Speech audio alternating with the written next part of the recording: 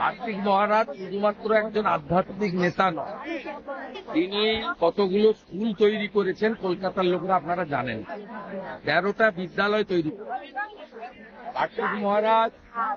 তেলেঙ্গানাতে মুর্শিদাবাদের সাধারণ গরিব মানুষের জন্য সরকার যে চিকিৎসা দিতে পারে না, সেই চিকিৎসার জন্য সেখানে হসপিটাল তৈরি করেছে। তাই কেবলমাত্র সনাতনী জাগরণ বা গীতা পড়ার জন্য প্রচার শিলিগুড়ি থেকে কলকাতা এটা শুরু করেননি, তিনি শিক্ষা এবং স্বাস্থ্য ধর্মবর্ণ নির্বিশেষে মানুষের জন্য সেবাদান করার জন্য প্রতিষ্ঠান গড়ে তুলেছেন নীরবে নিভৃতে।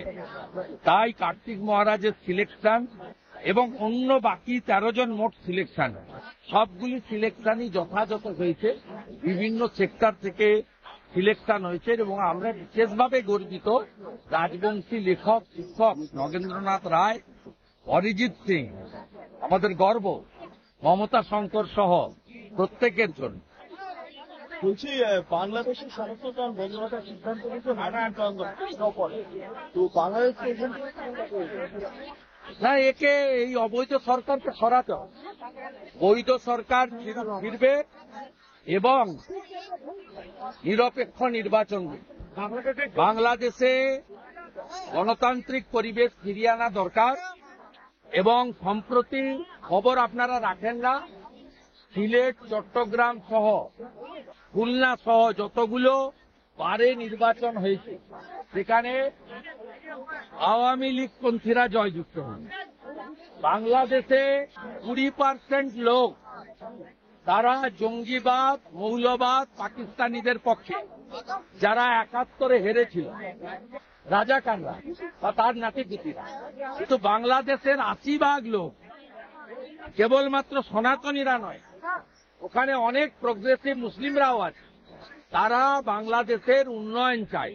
যে উন্নয়ন ভারতবর্ষের প্রত্যক্ষ সহযোগিতায় শেখ হাসিনা ওয়াজেদ করেছেন এবং বাংলাদেশে বর্তমান যে অবস্থা, সেখানে খালেদা জিয়ার সময়, হুসেন মোহাম্মদ এরশাদের সময়ও যে অবস্থা ছিল তার থেকেও খারাপ অবস্থা হয়েছে।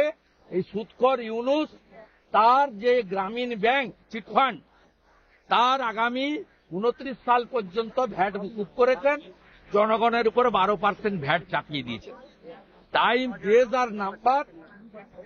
আমার বিশ্বাস শক্তিশালী দুই রাষ্ট্রপ্রধান আমেরিকা এবং ভারতবর্ষ, তারা বাংলাদেশে গণতন্ত্র প্রতিষ্ঠা করে মৌলবাদ, জঙ্গিবাদ, মৌলবাদ শুধুমাত্র ভারত নয়, বিশ্বের সমস্ত কমিউনিটির কাছে থ্রেট। ওসামা বিন লাদেন বলুন বা এই শক্তি বলুন।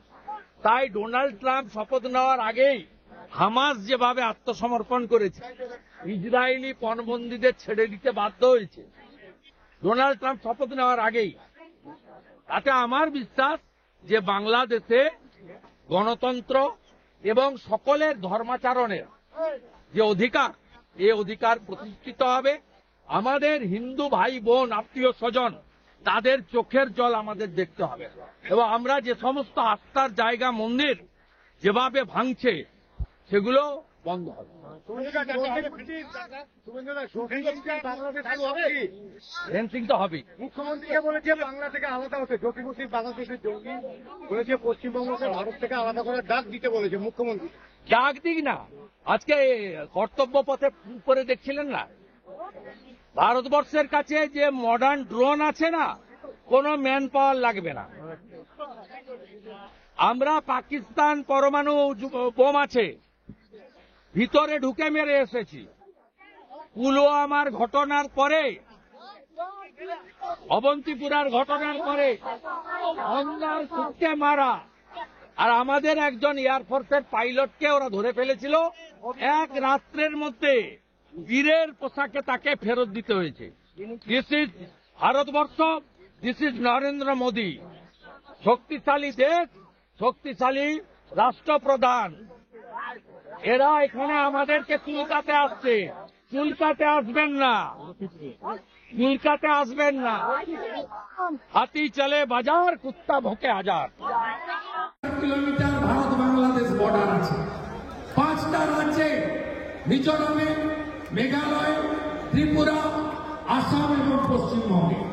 সবচেয়ে বেশি বর্ডার কার? ভারতবর্ষে। পশ্চিমবঙ্গে 2200 কিলোমিটার, আপনি 596 কিলোমিটার জমি দেননি কেন? জমি অধিগ্রহণ আইন আপনারা জানেন, 1894 সালে ল্যান্ড অ্যাকুইজিশন অ্যাক্ট, কালেক্টরের হাতে থাকে, এখন আমরা ডিএম বলি। সেকশন 4, ভারত সরকার টাকা দেয়, ভারতের স্বরাষ্ট্র দপ্তর যত টাকা লাগে দেয়, যত মূল্যে জমির মালিকরা জমি দিতে চান সেই টাকাই মোদীজি সরকার দিতে চায়, অমিত শাহজির দপ্তর দিতে চায়। কিন্তু রোহিঙ্গা মুসলমানদেরকে ঢুকিয়ে জনসংখ্যা বদলে দিয়ে আজকে পশ্চিমবঙ্গকে দখল করে নিতে চায় না, জনসংখ্যার বিস্ফোরণ ঘটিয়ে। তাই 596 কিলোমিটার জায়গায় খাটাদার দেওয়ার জন্য জমি দেয়। বিএসএফ কে 17টা চৌকি করার জন্য জমি দেয়নি পশ্চিমবঙ্গ সরকার। বিএসএফ এর 11টা বড় ক্যাম্প করার কথা, সেই ক্যাম্প করার জন্য দেওয়া হয়নি। এমনকি আপনাদের 50 কিলোমিটার এলাকায় বিএডিপির আন্ডারে প্রচুর কাজ করতে চায় ভারত সরকার। রাস্তা করতে চায়, নিকাশি করতে চায়, আপনাদের স্কুল বাড়ি দিতে চায়, স্বাস্থ্য কেন্দ্র বানিয়ে দিতে চায় বিএডিপির আওতায়। কিন্তু পশ্চিমবঙ্গ সরকার বিএসএফ কে এবং ভারত সরকারকে কাজ করতে দিচ্ছে না। একটাই কারণ, জনসংখ্যা বদল করে ওদের ভোট ব্যাংককে মজবুত রাখা। আমাদের সঙ্গে ভারতীয়দের বিরোধ নেই।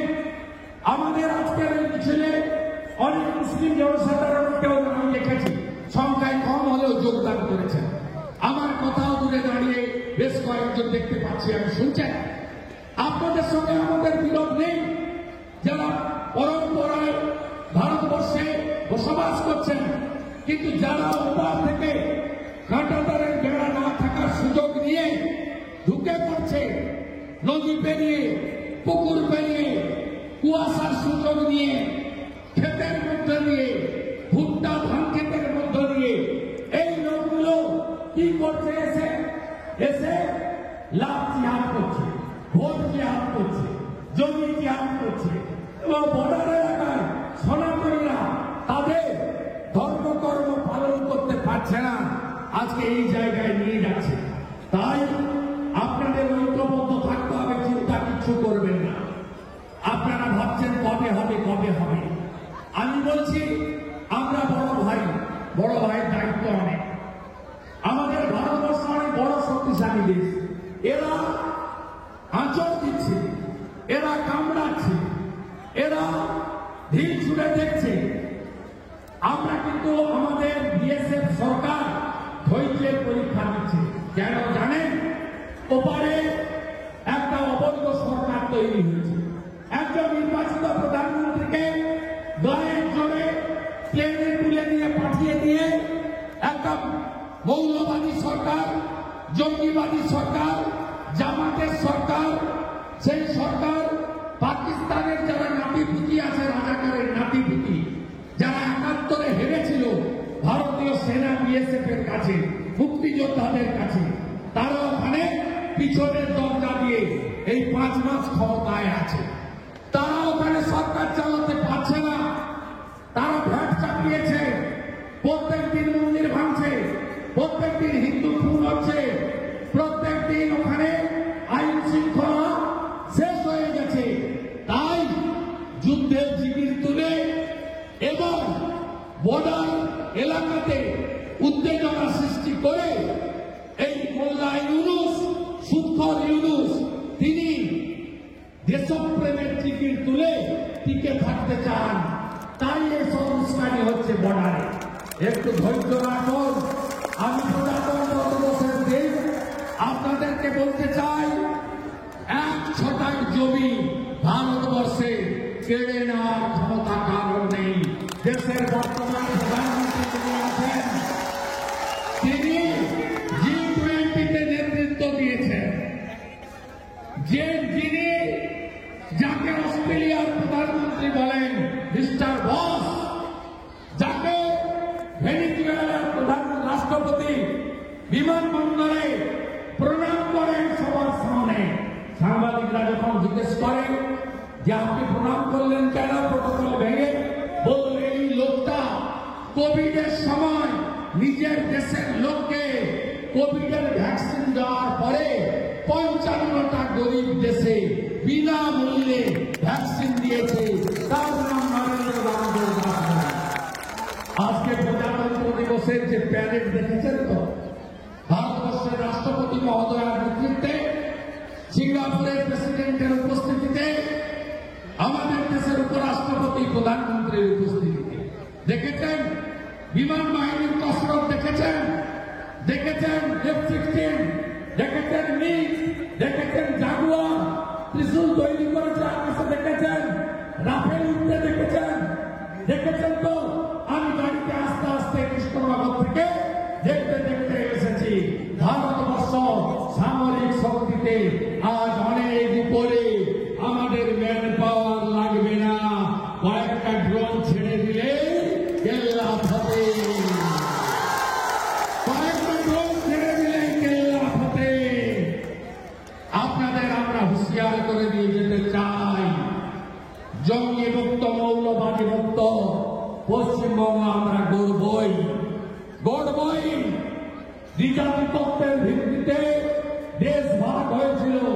মোহাম্মদ আলী জিন্নাহ, মুসলমানদের জন্য পাকিস্তান, আর আমাদের দেশ ভারতবর্ষ রয়ে গেছে হিন্দুদের জন্য।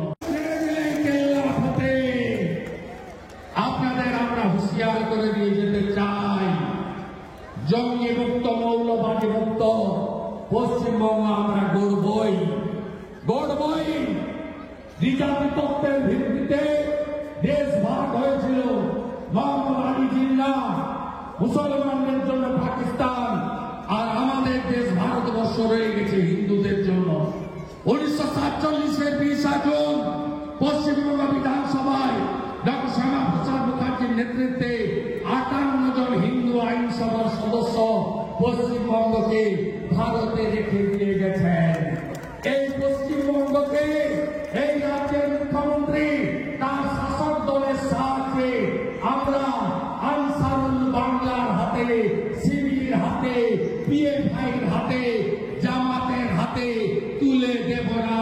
আমার মাটি, আমার দেশ, জঙ্গিদের করব শেষ। আমার মাটি, আমার দেশ, আমার মাটি, আমার দেশ, আমার মাটি, আমার দেশ, আমার মাটি, আমার দেশ, ভারত মাতা কি। সন্ধে হয়ে আসছে, তাই সবার বাড়াবো না। আমি পঞ্চায়েতেও এসেছি, লোকসভাতেও এসেছি, আর বিধানসভাতেও আসবো। বৈষ্ণবনগরটা চাই। আজ প্রজাতন্ত্র দিবস, রাজনীতির কথা বলছি না, কিন্তু কেন চাই? কারণ বাংলাটাকে জঙ্গি মুক্ত করতে হবে।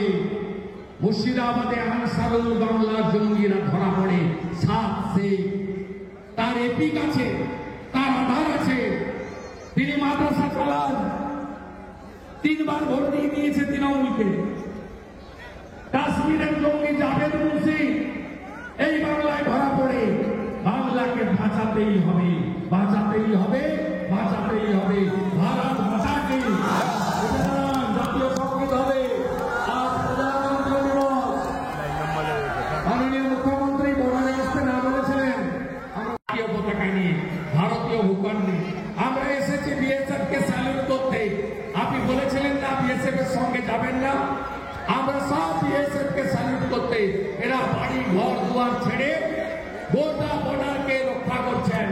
এদেরকে আমরা প্রজাতন্ত্র দিবসে আজকে স্যালুট জানাতে, সমর্থন জানাতে সুখদেবপুরের মাটিতে এসেছি। শুরু করুন, 3, 2, 1।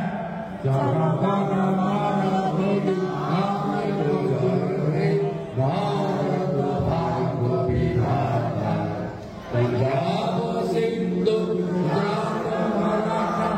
द्राविड़ उत्कल बंग विंध्य हिमाचल यमुना गंगा उज्जल जलधित रंग तब शुभ नाम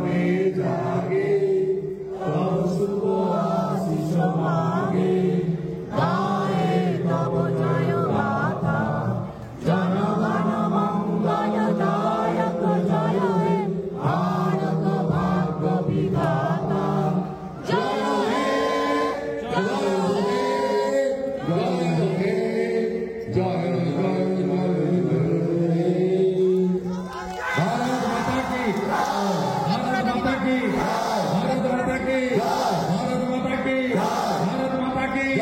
वंदे वंदे वंदे वंदे वंदे वंदे वंदे। তেরঙ্গা যাত্রা চলছে চলবে মালদা দক্ষিণ জেলা বিজেপি ডাকে তেরঙ্গা যাত্রা চলছে চলবে স্বার্থবোধকের পক্ষে এই যাত্রা চলছে জাতীয়তাবাদের পক্ষে এই যাত্রা